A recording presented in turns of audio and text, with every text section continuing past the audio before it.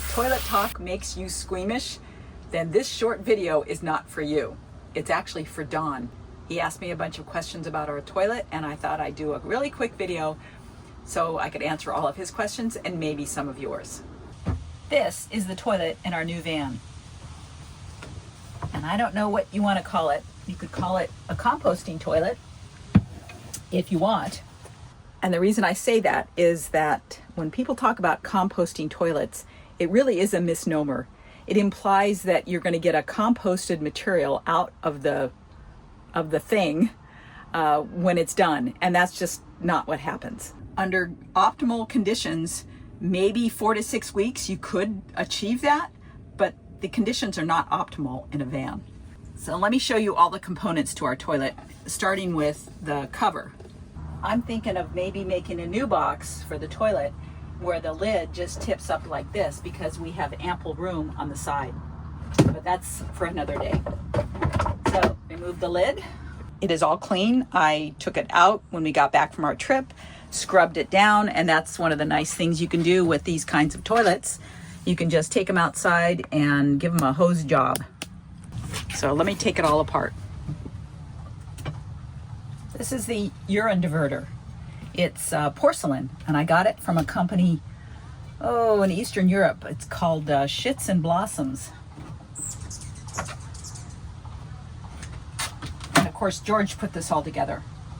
And this is the lid. I'm not sure exactly where he got this piece. This piece, but he did do a little bit of MacGyvering here to get this to work. Inside the box, there is the bin for the solid waste, and this is the container for the liquid. And then you can see the rest of it. This is you can put a lid on it if you're taking it, to dump the liquid. And that's the lid to the solids.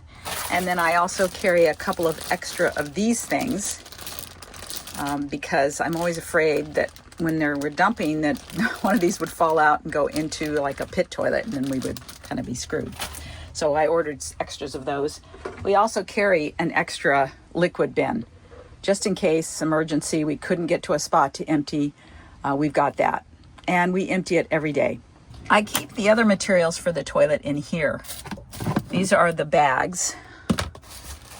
They are actually compostable bags. They do disintegrate when they come in contact with liquid. And then the coconut coir is in here. And as you can see, it's a very fine material. It's from coconut husks. And I buy it at the pet store. It comes as a brick. And you put the brick in moisture and it expands and becomes this huge amount. I'm trying to think how much we used on this most recent trip where we were gone for like 7 to 8 weeks. I think I'd used just over 1 brick.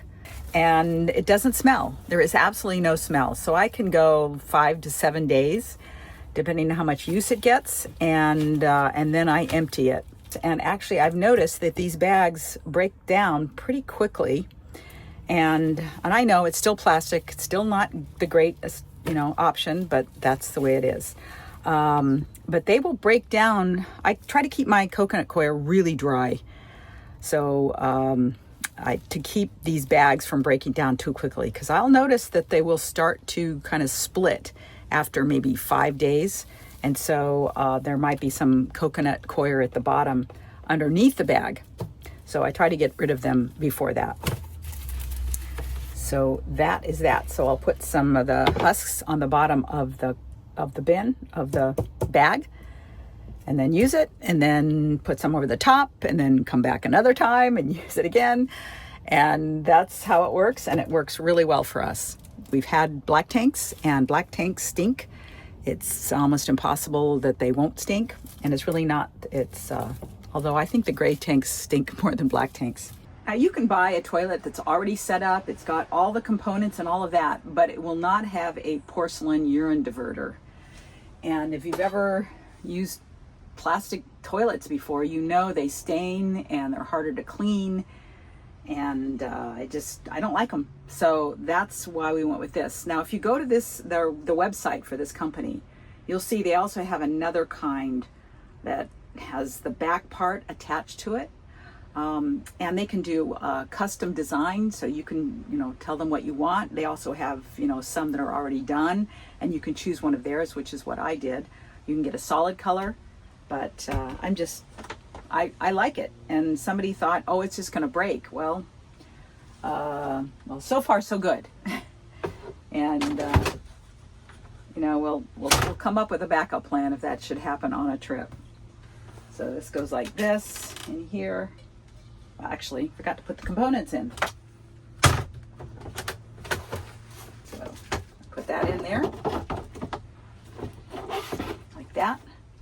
Put this in here.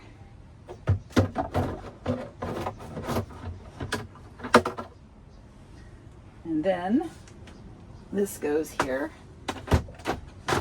Now I actually think that this thing is supposed to go between this and that.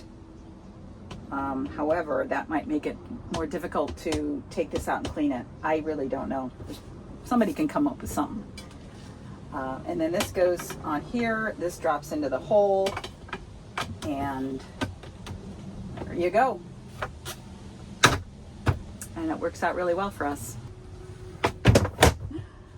Someone also made some comment about that this is where we eat. And it's like, yeah, I don't have a problem with it. There's a lot of material between myself and the toilet. And of course, this is our table. So it just, whatever works for you, do your own thing. But this has worked really well. And I'm sure there's some clever people who can come up with something even better. But I'm not a real fan of those super expensive, huge, bulky, they call them composting toilets. It's really no different than this, except much more expensive. And then there's the kind that have, after every use, it wraps this like aluminum foil around it and seals it up. But that to me seems like a really expensive and a lot more waste that's going into the waste stream. Some people just use a bucket. But the important thing is to keep the solids and the liquids separated, because when they mix, that's when you get the smells. Also, last comment is that toilet paper does not go in this thing. It goes into my little trash can right here. I did the same when we had a black tank. Toilet paper did not go into our black tank because it will clog up, and the tanks on a van are usually pretty small, so you really can't use as much water as you probably should. So that is all I want to say about toilets. If you have any more questions, you can put them in the comments, and I hope that helped you, Don.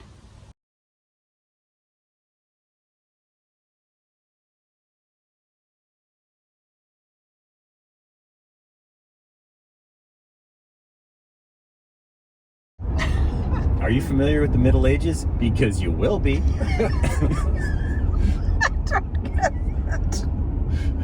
What does that mean? Open pit shitting. Not just for Italy in 1412. Here we are, 600 years later. Open pit shitting. Baseball has OPS. Well, so do RVers. Anything else, Mr. Creative? No, it's always good to highlight the... But the technology has improved. They weren't using coconut shavings back in the 1400s. No, they weren't. Well, maybe in the Pacific. It's just good to highlight the similarities, the common struggle amongst all RVers. Going to football stadiums or baseball in the 60s and 70s, early 80s, we would urinate in this trough. Okay. Right? That's not bad. Don't you still? Wait, no, what? They've now gone to the urinal stall technique, but it used to be a giant trough. Yeah. It was not unlike cattle going to feed, and this was just a different version of that.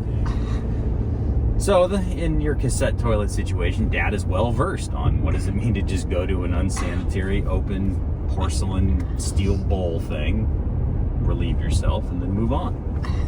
But for today's youngsters, they're not used to this. They want their privacy and their sanitation. Oh. It's just a different time.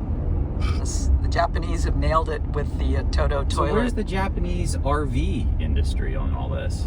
Well, somebody now has an incinerator toilet. So that's what I'm talking about. That kind of, I think, goes a little too far. No. Don't just cover the smell. Don't just burn it. Just nuke it. Just straight up boom. It never existed. Just disperse those atoms back into the universe. Well, you just start off with the fact that RVs are an unusual environment. You've got gasoline, Diesel. you have diesel smells, Propane. gasoline, you've got bike chain, you've got the little kitchen, so you've got all your food, and then you got this little spot in the corner. It's basically like a cat box, but for humans. It's interesting how some people treat this like it's such a delicate topic. Well, I'm guessing that's very primal. You think so? I do, because the animal, I mean, think of your dog. Isn't your dog embarrassed to crap in front of you? He is, So- and you can tell. Yeah, so I think there's something deeper here about waste, and maybe it's evolved. I mean, it did carry disease. It was not something to mess around with unless you're a chimp in a zoo. This topic attracts so many people. So what is up with that? It's like, I don't know, is it just voyeurism? Is it Funny. What, taking a dump? Shouldn't attract no one. What are you talking about?